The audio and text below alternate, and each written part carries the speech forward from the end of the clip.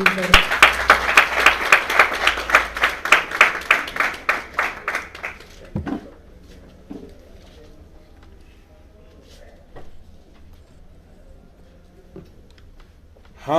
आग में फेंके गए या दार पे लाए। हम आग में फेंके गए या दार पे लाए, हर हाल में सच को लबे गुफ्तार पे लाए। अब मुझसे तलब करते हैं इकरारे इताअत, अब मुझसे तलब करते हैं इकरारे इताअत, जो लोग मुझे कूफाए इनकार पे लाए। और कांधे पे तो हर शख्स लिए फिरता है सर को, कांधे पे तो हर शख्स लिए फिरता है सर को, सरदार वही है कि जो सरदार पे लाए।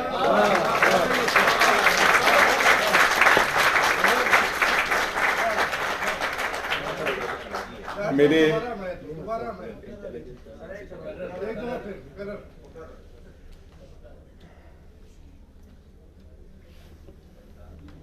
आप कौन सा मुकर्रर करो? कांधे पे तो हर शख्स लिए फिरता है सर को, कांधे पे तो हर शख्स लिए फिरता है सर को, सरदार वही है कि जो सरदार पे लाए। और हक गो की निशानी है कि वो अपनी जुबान को नेज़े की अनी पर कभी तलवार पे लाए। मेरे प्यारे साथियों, दोस्तों और बच्चों, ये बहुत साल पहले की बात है, ये इतने साल पहले की बात है कि मैं वो सन इसलिए नहीं बताना चाहता कि मेरा बेटा पसंद नहीं करता कि लोग मुझे इतना बूढ़ा समझें, क्योंकि मैं इतना बूढ़ा नहीं हूं। लेकिन ये इसी जुड़वा शहर के दूसरे हिस्से की बात है, रावलपिंडी मेडिकल कॉलेज की। मैं वहाँ स्टूडेंट था और वहाँ एक ऑर्गेनाइजेशन थी, उसका प्रेसिडेंट था। और सितम बलाए सितम ये कि उस कॉलेज में जनरल ज़िया का बेटा भी पढ़ता था और बेटी भी पढ़ती थी। और उससे भी बड़ा जुल्म ये कि हमने 1980 में पब्लिकली जनरल ज़िया के पुतले को उसके बच्चों के सामने हैंग किया, उसको फांसी दी। और फिर जो कुछ होना था वो हुआ। अमार अली की जान की टांग तो वैसे हादसे में टूटी है, मेरी दोनों टांगे किसी ने तोड़ दी। तो मेरा बेटा किसी ना किसी लिहाज से मेरे नक्शे कदम बल्कि नक्शे टांग पे चल रहा है। मैं दुआगो हूँ कि वो जिन ख्वाबों को देखकर जवान हुआ है उनकी ताबीर भी मिले। तो मैं उस जमाने की बात इसलिए कह रहा हूँ कि उस जमाने में हम एक छोटा सा मैगजीन निकालते थे शाहीन के नाम से, क्योंकि हमारी पार्टी का नाम दी ईगल्स था। आज मेरे कुछ दोस्तों ने भी आना था जो उस वक्त हमारे साथ थे, पता नहीं शायद वो आए कि नहीं। तो उसका एक रिसाला था शाहीन दी ईगल्स का, तो उसमें मैंने एक अदारिया लिखा था। आज मैं वो अदारिया उसी तरह आपको पढ़ के सुनाता हूँ कि ये एक चीनी लोक कहानी है कि एक बूढ़ा शख्स एक पहाड़ को काट रहा था अपने कुदाल से, अपने तेशे से। तो किसी ने उससे पूछा कि बड़ा मियां ये क्या कर रहे हो? उसने कहा कि ये पहाड़ जो है इसकी वजह से मेरी कुटिया पे ना तो सूरज की रोशनी आती है और ना हवा आती है। मैं इसे इसलिए काट रहा हूं कि मेरे घर के रास्ते से हवा और रोशनी की रुकावट खत्म हो जाए। उन्होंने कहा कि तुम अकेले बूढ़े ये कैसे करोगे? तो उस जवान हिम्मत बूढ़े ने ये जवाब दिया जब तक मैं जिंदा हूं मैं ये काम करता रहूंगा, और जब मैं नहीं हूंगा तो मेरे बच्चे ये काम करेंगे, और जब मेरे बच्चे भी नहीं होंगे तो उनके बच्चे भी ये काम करेंगे, और एक दिन ऐसा आएगा कि ये पहाड़ मेरे और मेरे घर के रास्ते से हट जाएगा। मेरे दोस्तों, मेरे नौजवानों, हमारे कुटिया के रास्ते में भी मुनाफिकत, झूठ और जबर के पहाड़ खड़े हैं। हमने और हमसे पहले हमारी नस्ल ने इन पहाड़ों को काटने के लिए जो कुदाल उठाई थी। अफसार साहब ने कहा था कि शायद मैं मायूस हो गया हूं। मैं इसलिए मायूस नहीं हुआ कि मैंने अपने हिस्से का काम किया। मेरा बेटा अपने हिस्से का काम करेगा और इसके बेटे अपने हिस्से का काम करेंगे, और उस वक्त तक करते रहेंगे जब तक मुनाफिकत, जुल्म और जबर की ये पहाड़ हमारे रास्ते से हट नहीं जाती। दोस्तों, हर दौर अपने मसीहा के इंतजार में होता है। हमने भी उस दौर में, हमने भी उस दश्त में सूरज से बगावत की थी जिसमें दीवार तो थी, साया दीवार न था। आपको भी जिंदा रह, क्योंकि मैं हमेशा एक बात कहता हूं, मैंने अपनी पोइट्री में भी बहुत लिखा है। मेरी एक पंजाबी की छोटी सी नज्म है कि खाना पीना, नस्ल वधाना ते डाडे अगे सिर नूं झुकाना, दुनिया दा हर जानदार करदा। खाना पीना, नस्ल वधाना ते डाडे अगे सिर नूं झुकाना, दुनिया दा हर जानदार करदा। पर इंसान वो कल्ला जानवर जड़ा खावे पीवे, नस्ल वधावे, पर किसी भी जालम अगे कदी भी सर ना झुकावे। आप में और बाकी जानवरों में ये फर्क है। बाकी किताब के बारे में तो बहुत से दोस्त बात किए हैं। मैं अपने बेटे के बारे में ये कहूँगा कि मैं जब वही कुदाल अपनी काम करते करते जब देखता हूँ तो मुझे खुशी होती है। अमार अली जान भी वो काम कर रहा है, मेरी बेटी नायाब गौहर भी वो काम कर रही है, मेरी बहू रीमा उमर भी अपने हिस्से का काम कर रही है, मेरा बेटा अली भी कर रहा है। तो मेरे सारे बच्चों में मैं आपको ये बताऊं कि ये वो बहुत कुछ सॉलिड किस्म के बच्चे थे जो बहुत जल्दी, मैंने नहीं अपने यानी इनके मुंह से, अपने बच्चों के मुंह से तोतली बातें सुनी सिवाय इसके। ये बहुत भोला बच्चा था।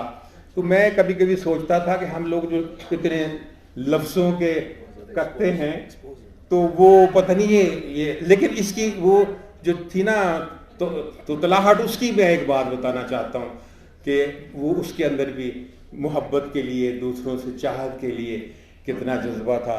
कि एक फिल्म लगी हुई थी टीवी पे, लैला मजनू, तो वो ये देख रहा था तो कहीं कोई जुल्म की बात हुई तो ये बेचारा रोने लग गया, परेशान हो गया। कितने जालिम हैं ये दुनिया वाले, लैला को जुगनू से मिलने नहीं देते।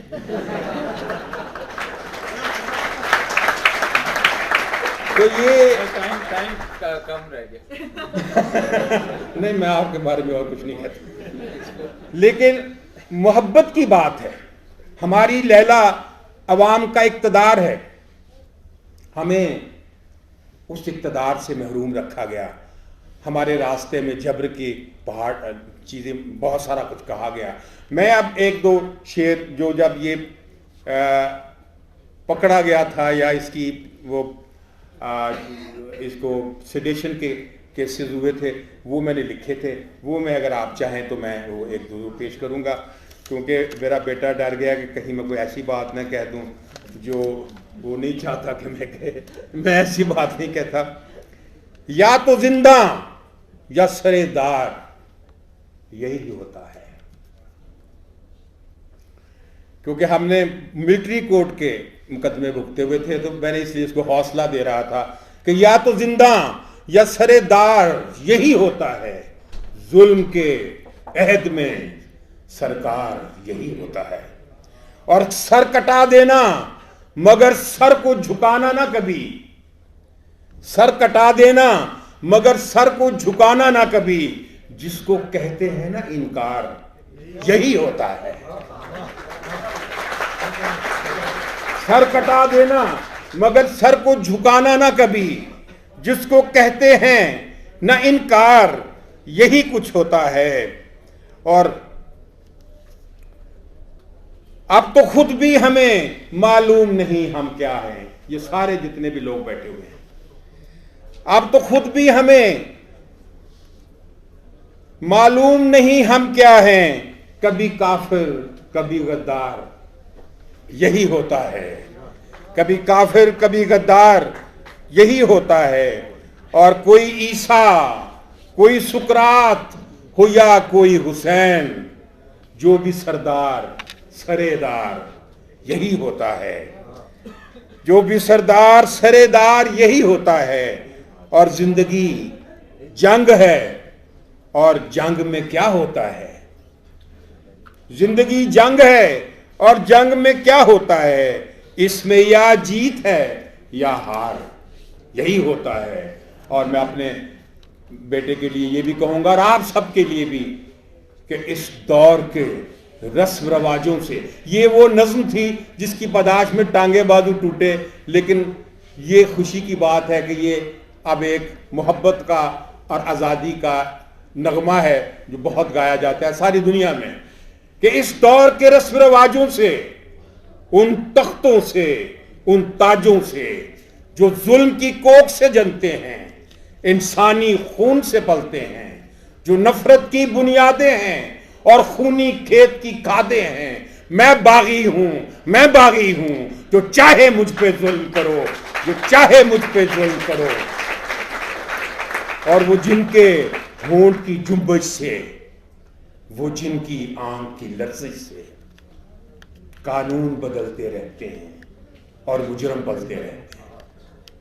वो जिनके होंठ की जुम्बश से, वो जिनकी आंख की लर्जिश से कानून बदलते रहते हैं और मुजरम पलते रहते हैं, उन चोरों के सरदारों से, इंसाफ के पहरेदारों से मैं बागी हूं, मैं बागी हूं, जो चाहे मुझ पर जुल्म करो। और मजहब के जो व्यापारी, हमारा सबसे बड़ा दुख, मजहब के जो व्यापारी हैं, वो सबसे बड़ी बीमारी है।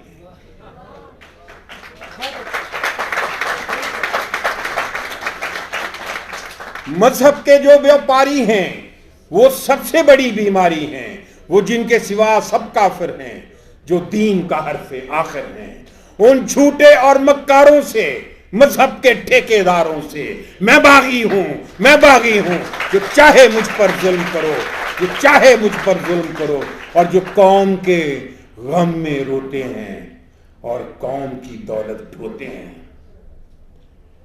जो कौम के गम में रोते हैं और कौम की दौलत ढोते हैं, वो महलों में जो रहते हैं और बात गरीब की कहते हैं, उन धोखेबाज लुटेरों से, सरदारों और वडेरों से मैं बागी हूं, मैं बागी हूं, जो चाहे मुझ पर जुल्म करो। और जहां सांसों पर ताजीरें हैं, जहां बिगड़ी हुई तकदीरें हैं, जातों के घोरक धंधे हैं, जहां नफरत के ये फंदे हैं, जहां सांसों पर ताजीरें हैं, जहां बिगड़ी हुई तकदीरें हैं, जातों के घोरक धंधे हैं, जहां नफरत के ये फंदे हैं, सोचों की ऐसी पस्ती से, इस जुल्म की गंदी बस्ती से मैं बागी हूं, मैं बागी हूं, जो चाहे मुझ पर जुल्म करो। और आखिरी बंद है कि मेरे हाथ में हक का झंडा है, मेरे हाथ में हक का झंडा है, मेरे सर पर जुल्म का फंदा है। मैं मरने से कब डरता हूं, मैं मौत की खातिर जिंदा हूं।